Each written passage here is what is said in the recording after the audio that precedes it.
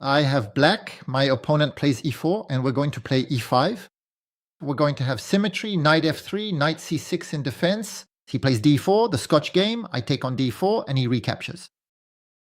And now we need to start attacking the pawn on d4. There are several ways to attack it. We can play knight f6 to attack it immediately. Or we can choose not to go after it right away and play bishop. c5. In fact, that's what I'm going to play, bishop to c5. I'm attacking his knight twice. He takes, and here I don't recapture right away, his knight. I insert queen to f6, which threatens mate. And only after that will I take the knight once he has blocked this mate threat. You'll see, this gives me more options, more choices, more ways to recapture his knight. I can recapture with the pawn from d7, the pawn from b7, or with the queen. As long as I had the queen on d8, I didn't want to recapture with the pawn from d7 because that would lead to an exchange of queens. But since I inserted queen to f6, now I can recapture with the pawn from d7 to c6. And that's what I'm going to choose. Why? It frees my bishop on the white square. You might say it doesn't have much to do, but it's simply going to go to d7 to clear the way for the king. So I can do queenside castling and the rook can attack after its queen. I can't put it on e6 because if I do the queenside castling, that would be an illegal move. The queen will control the d8 square. So it needs to go to d7, but I'm also watching what my opponent is playing. He plays knight c3. Does he have a threat? The pawn on c6 controls both squares. The knight isn't getting closer. If I play bishop b4 the pin, he plays bishop d2 and I get nothing. So bishop d7. What's interesting about this diagonal is that he won't be able to do kingside castling. Now he plays knight e2. I have no idea what he's aiming for. I'm going to continue with my plan, queenside castling. And now, as soon as the bishop on the white square moves, the queen is attacked. That's a new problem for him. He also needs to know that if his bishop develops, he will lose the b2 pawn. He just put it on d2. However, I think I won't take on b2 because there will be bishop c3 protected by the knight. He attacks my queen and he'll defend his rook by attacking the g7 pawn. That would be the perfect move. So I'm not really keen on it. Well, I have good development, but I'm lacking targets. Shall we take a look anyway? Queen takes on b4. Bishop to c3, but I still have the move bishop to b4. He can't take my queen. He's pinned. Still, it might be interesting. All right, I'll take that pawn on b2. Afterwards, I need to be careful about open files towards my king, but still, I have a lot of pawns I should be able to defend.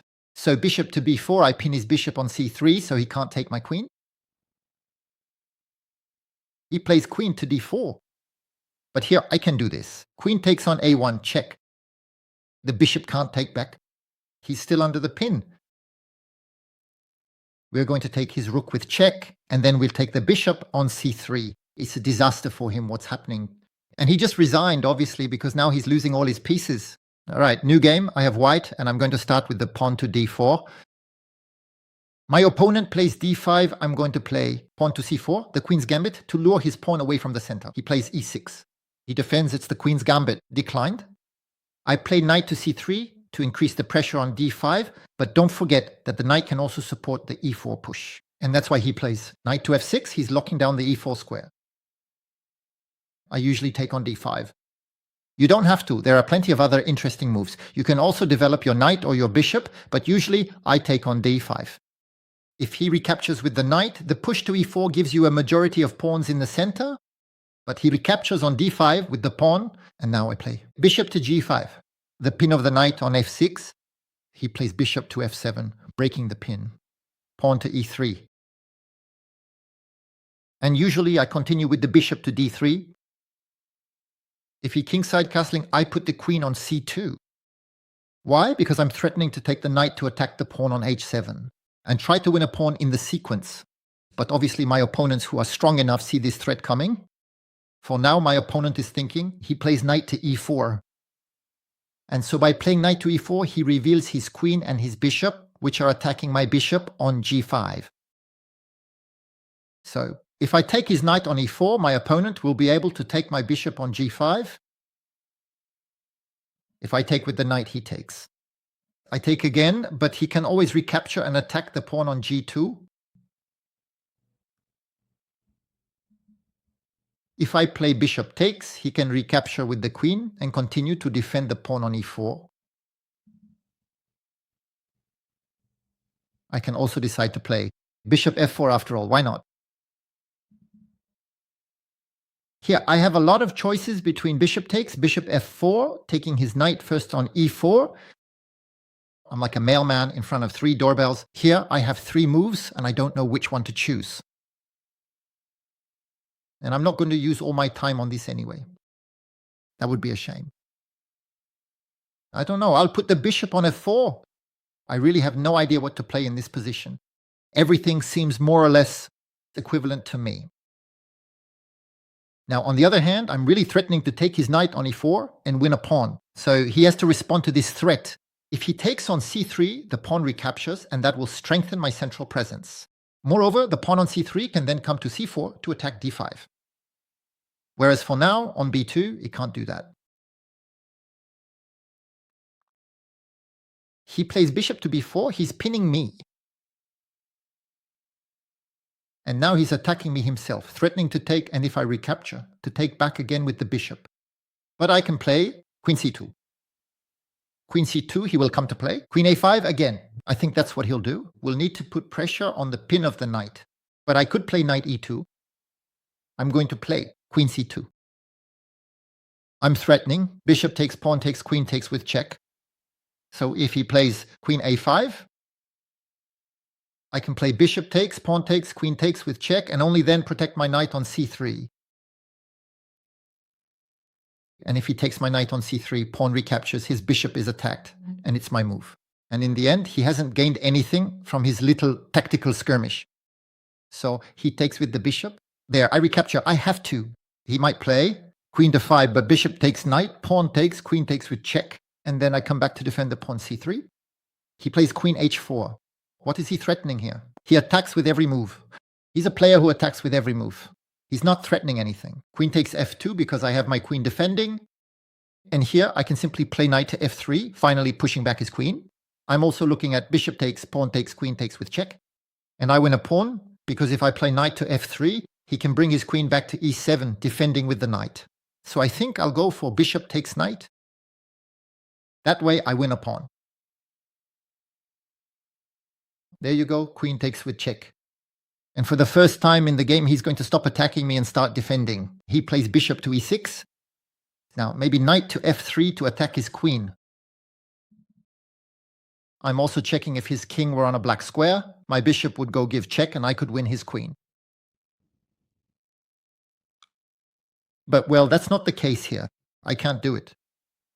So I'm going to play knight to f3. I'm attacking his queen and preparing to castle. Because watch out, he has a bishop on a white square. I don't have one. And so he's going to want to play bishop to c4 to properly place his bishop on a white square and prevent my king from being able to castle. That's why it's very important for me to clear the central area very quickly and go secure my king.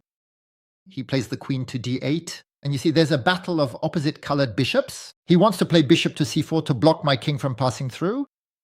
So I'm going to do a kingside castling. And I've solved all the problems with my king. He also just did a kingside castling, but I have one more pawn. And I have the initiative, it's my turn to play. And I understand the color play. I know that I need to play on the dark squares. Because I have a bishop on the dark squares, and he doesn't. I have one more piece to fight on the dark squares. So which pawn do I want to destroy? It's the pawn on g7. But if I play bishop to e5, he can play f6 and eventually consolidate on the dark squares. Although maybe not, because then I could play bishop, take the knight, and if he takes back, win his bishop, that would be check. So bishop to e5, he can't play. f6. My bishop is alone attacking the pawn, and my queen can't help. g4, the bishop is controlled. After bishop e5, who at d7, he'll try to remove my bishop from the dark square. That's a shame. I'm still going to play this move, bishop e5. Maybe he won't be able to resist the temptation to play f6. He plays bishop d5, so he attacks like this. And so now my queen can go to g4, but then there will be f6. But I still really want to go to g4. I'm threatening queen takes g7, mate.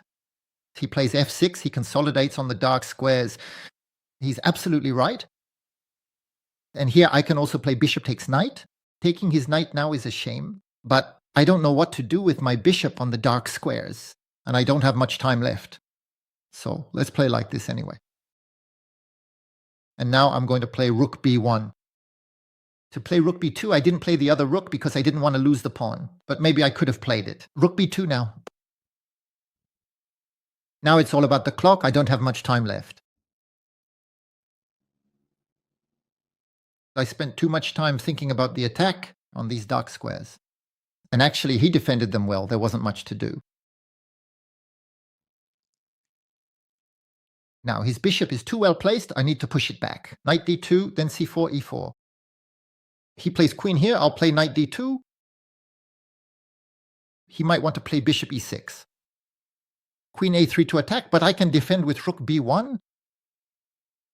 He plays f5. I'm going to offer to exchange the queens. I'm up a pawn, so we can trade the queens. He refuses. He's threatening mate, so I'll play f3. Now he's the one attacking on the white squares, you see. But now I'm going to play c4 and push his bishop away from this very good position. But he's taken the initiative back by attacking me. He's a player who loves to attack. So he plays queen 6.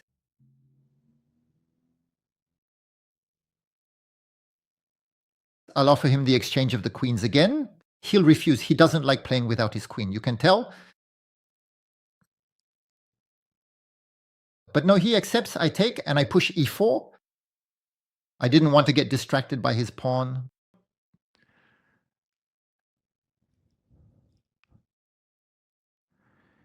I push c4. So I can push d5. Here I'm simply activating my majority. Pawns in the center with very solid pawns on white square to hinder his bishop.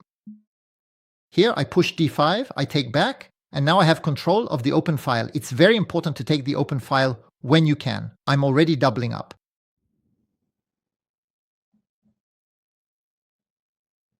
If he plays rook to c8, I exchange the rooks and I have an extra pawn in the endgame. He plays g4. I play rook to c7, I attack his bishop, and now I control the 7th rank. He comes to defend. e5 frees the square for my knight, threatens e6 with the fork. And we're going to make the fork right away. His pawn, I'm not afraid of it. So now he is still threatening to capture on g2. But I'm not afraid of it. All right, I'll take. I'm threatening the queen. I'm threatening a queen or a rook. By the way, the promotion of the pawn with mate. So here I faced a very aggressive player who attacked a lot in the opening, but at the expense of his defense since he lost a pawn. And then afterwards he still managed to recover in the position, but the exchange of the queens put an end to his attacking chances. And in the end, I was able to calmly win the endgame. My opponent plays e4 and I will play e5. For now, it's symmetrical, nothing crazy. He plays knight f3, attacking the central pawn. We play knight c6 to defend. That's the best defense. He plays bishop c4, attacking very quickly, the pawn on f7. Remember that in an instructional game I showed you, I didn't want to play knight f6, and I played bishop c5, and I got caught. The Evans Gambit with a devastating attack against me. This time I'm going to play it, knight f6. I know he can play knight g5 and combine the knight on f with the attack on the pawn on f7. This is called the Fegatello attack, and I'm going to show you how to block it. You have to play h6, he takes, and here you absolutely must not recapture with the knight. Otherwise you expose yourself to the sacrifice. On f7, followed by queen f3, check, and the queen teams up with the bishop to attack my knight, which is on d5 and is pinned. The right move here is knight f5. We're going to attack the bishop and remove it from this diagonal so it can no longer join the knight in attacking the pawn on f7. He plays bishop b5, check, I play c6. He takes, and here you usually have to recapture with the pawn. We attack his light squared bishop, and you see he can't get back onto this diagonal because my knight is there. So certainly my knight isn't very well placed on the edge, but it prevents his bishop from attacking f7. My opponent has one more pawn. But I have a central pawn, and here the knight on g5 can be pushed back. If it comes to f3, it can be pushed back again by e4. He comes to d3, that's the best move. Because this way he can put his knight back on e4, defended by the light squared bishop. And usually my opponents don't find, not this move, at least not at this level, and instead they tend to play bishop f4. So he played well with bishop d3. Well, let's develop, I think, with bishop d6. What's the idea? On knight, maybe take on e4 and then follow up with f5, then push e4 at some point. But he plays knight c3, nicely controlling the e4 square. All right, I'm going to castle. I'm down a pawn, but I have good development. And there we go. He did kingside castling. If I move my knight, I have a problem on h7 because I would have liked to move my knight, for example, to d5 to free the f-pawn and try to get some play with my majority in the center, at least with my central pawn. All right, well, let's play h6. We don't really have a choice. He comes to e4, provoking exchanges. I'm going to take once, retreat my bishop to c7, and look to support the push to f5.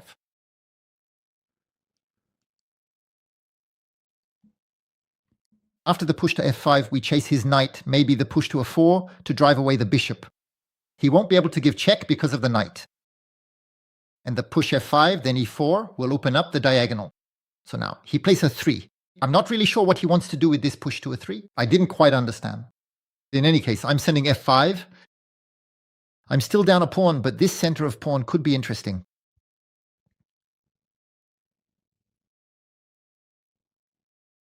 He comes to c5. Now push e4. And you can already see I have ways to get my pawn back with the bishop. Takes on h2, check, king takes. And queen d6, check, which recovers the knight. But be careful, there's b4, the fork after. That's the bad news. On the other hand, I can play queen d6. I have the threat of mat, so he's going to play g3, I take the knight. But here he'll have b4 and still a problem with my knight. Let's play out this sequence anyway. Queen d6. Here, he really needs to think about the mate threat and not just focus on the attack on his knight. So that's going to allow me to get my pawn back because I'll take his knight. He'll play b4. I'll push my queen. And when he takes my knight, I can recapture with the bishop or maybe with the queen. It depends on where I placed it. This is the first time in the game that he's really thinking. He plays g3. There we go. I take, and he's going to play against me. b4. We get it. And now maybe queen to e5 to attack his rook. And so if he takes the knight, I take the rook. And in the end, this game is turning in my favor. I was down a pawn, but he had problems with lagging development, and I found the resources to activate my assets. Central ones. Because I had a central pawn on e5, I needed to be able to push it to e4 and manage to mobilize this way, this central majority, which pushed back his pieces and created openings on his king, by the way.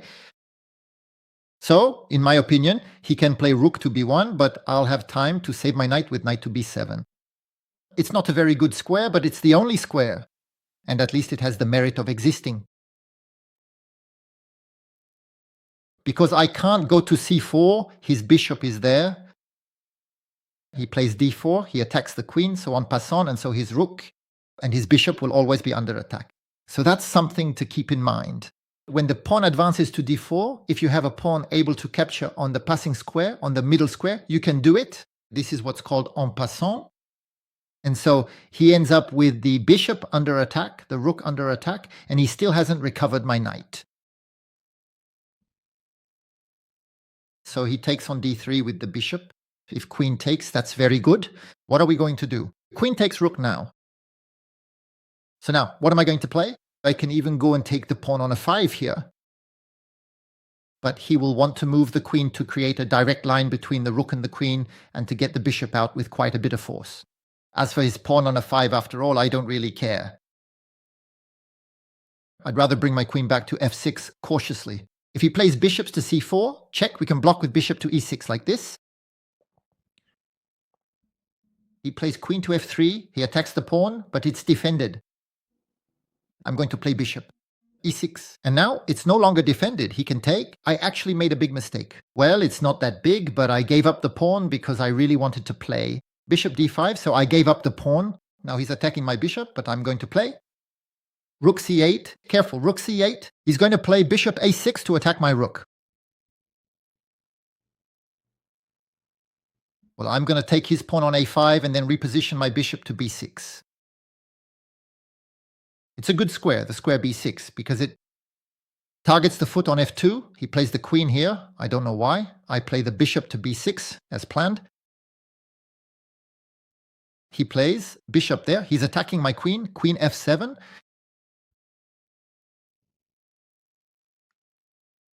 And now my advantage is the extra rook, so I need to make use of my extra rook. Maybe play rook's b8, that threatens bishop, takes f2 check to capture his queen. Where does it matter if he moved his queen in the meantime?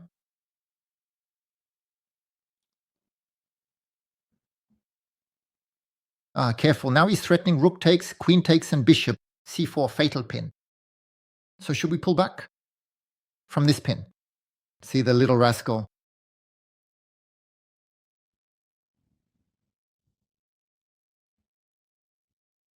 I could still play rook b8, since if rook x bishop, I have bishop x f2 attacking queen.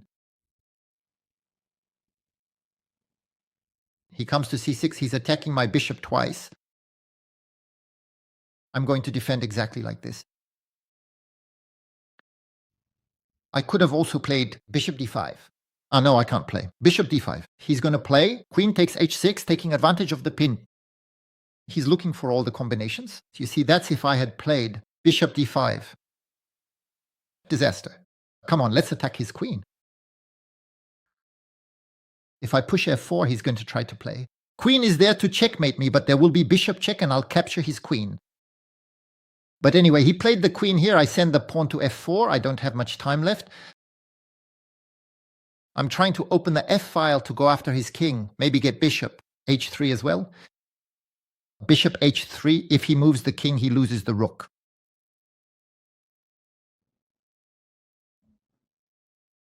Come on, let's play bishop h3. Check anyway. Maybe it's not very well played, but I'm playing it anyway. All right, I take on g3. He can't take back, otherwise it's mate, but he can recapture with that pawn. After that, I can take his rook and attack. f2. I'm threatening bishop takes on f2 if he goes to h1, pawn g2 mate. And the good news is he doesn't have much time left either. He takes with check, I take back. He still has big problems on f2. On e1,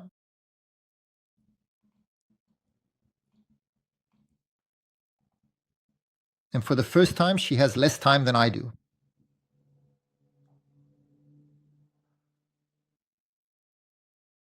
And he let himself fall just as much, but now she was completely losing at this point. So, as you know, I like to take a lesson from these educational chess games, and on the Fegatello attack, I wasn't quite up to speed. It wasn't bad, but I wasn't fully prepared. Let's take a look. On e4, e5, knight f3, which attacks the pawn. I played knight c6, bishop c4, which attacks the pawn on f7. In the previous video, I played bishop c5 and got hit with the Evans gambit with b4. And I wasn't prepared then either, but I was able to show you in the video what you really should play against the gambit. Evans. If you haven't seen that video, you can watch it. It was very instructive. I was in a lot of trouble. So this time I didn't play bishop c5. I could have played it since I studied this variation with you, but I wanted to change things up and play something else. Knight to f6. And here my opponent played the attack, Fegatello on f7. So I play d5, then they capture, and here I know that you shouldn't recapture with the knight because of the sacrifice on f7, which pulls out the king, and queen to f3. The forks attack on the pinned knight. Sure, you can go to e6, but then you get knight to c3 with the attack, still with the knight on d5 pinned, and it's very hard to defend this position. I really don't recommend it at all for black. So as a result, when white capture, you shouldn't recapture with the knight. The best line is knight a5. Well, the best line, there's also another variation with b5, which is very interesting. We'll look at that later. But let's look at the move knight a5. We're attacking the bishop. It comes to b5 with check, c6, capture, capture. And here my opponent plays the correct retreat of the bishop. He comes to d3. Usually at this level of opponent, I have a lot of opponents who play bishop a4 to maintain the pin. But in that case, you can play h6, and the knight can't come back to e4 with the support of the bishop. So often it goes back to f3 and we push e4. And if the knight comes to e5, queen to 4, we attack both pieces. And after bishop takes with check, knight takes, queen c5, and the knight is lost. That's why it's important for white to retreat to d3. And now this move a6 will simply allow the knight to reposition itself on e4. And here I didn't know what to do. I played bishop d6, which is not the best move. The best move, the one played by grandmasters in this position, is knight d5. We attack the knight right away.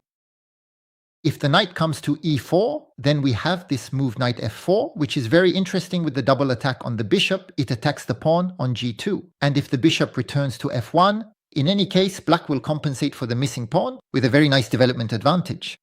So the knight sometimes comes back to f3 because here I can't continue with e4. And now bishop d6. So white can do kingside castling. And here there are two possible moves. Either we do kingside castling and look to play f5, e4, or we play knight f4 as well. We attack the bishop, we threaten to capture and break up their pawn structure, but that's not all. For example, if the bishop comes to e2, then we will sacrifice on g2. That's the move you need to know. With the follow-up of pushing the pawn to e4, which will chase away the knight, and the two bishops aiming towards the castling, plus the queen that will be able to come in. That's too much for the king. Look, this king takes, for example, the knight comes to d4, and here we don't play. Queen h4 right away. To attack the pawn on h2, you have to be smarter, because if we play queen h4 right away, he can play f4 and block the bishop. And after the en passant, the recapture by the knight will come to attack the queen while defending the h2 pawn. So it's true that after bishop f4, there's still the threat on h2, but he could make an exchange sacrifice and ultimately prevent mate. The most subtle move here with black is to play first. Queen g5 check. That way, after king h1, we'll attack h2, but not via h4, so as not to allow that defensive resource on f4. What move do we play? Queen f4, and now mate is unstoppable. We're going to checkmate. On kf3, we'll capture, and there will always be mate on h2. So let's review the knowledge on e4. e5, knight f3, knight c6, bishop c4. If we play bishop c5, the b4 push exists. That's the gambit Evans. You have all the explanations in the previous video. And after knight f6, knight g5, that's the Fegatello attack, the fried liver attack, the attack on f7. We push d5 to block the bishop from the white square. Capture. Here, we don't recapture with the knight, otherwise we expose ourselves. To the sacrifice on f7, followed by queen f3, and this position is very difficult for black to defend. So after d5 is played, we play knight a5. The bishop will give check, c6, capture, capture. We lose a pawn with black, but we will have the initiative. And we have this pawn in the center, and the white pieces won't be very well placed. The bishop can't go back to c4 because of the knight, and we saw that with bishop. a4, immediately h6, and the white knight was chased, harassed in the position in favor of black. So the right retreat square for the bishop is the d3 square. That way, after h6, the knight comes back to e4. But here, what you need to play is knight d5. We attack the knight. On knight e4, we'll have this move knight f4, which attacks the bishop and the pawn. And on knight f3, now we play bishop d6, kingside castling, and knight f4. We're threatening the capture that will destroy the pawn structure. But we're also threatening something else. Knight takes on g2. For example, if white play bishop e2 to try to preserve their bishop. In any case, to protect it from being destroyed in the pawn structure, well, we have this sacrifice on g2 that's possible. And if the king takes on a4, we'll win back the knight. If he tries to save it, we don't play queen h4 right away because of f4, which could give him defensive resources, but instead we play queen g5, check, king h1, queen f4, and this time he gets checkmated. Well, there you have it. I hope you enjoyed this video and that you're learning opening theory with me. You see, I didn't know these lines so deeply, nor the Evans gambit, nor this Fegatello attack. And so this allows me to improve along with you. If you liked it, leave me comments, likes, share the video, support the channel. You have to be with me. You are my community. And we'll meet again soon for new adventures on the chessboard. Goodbye, everyone.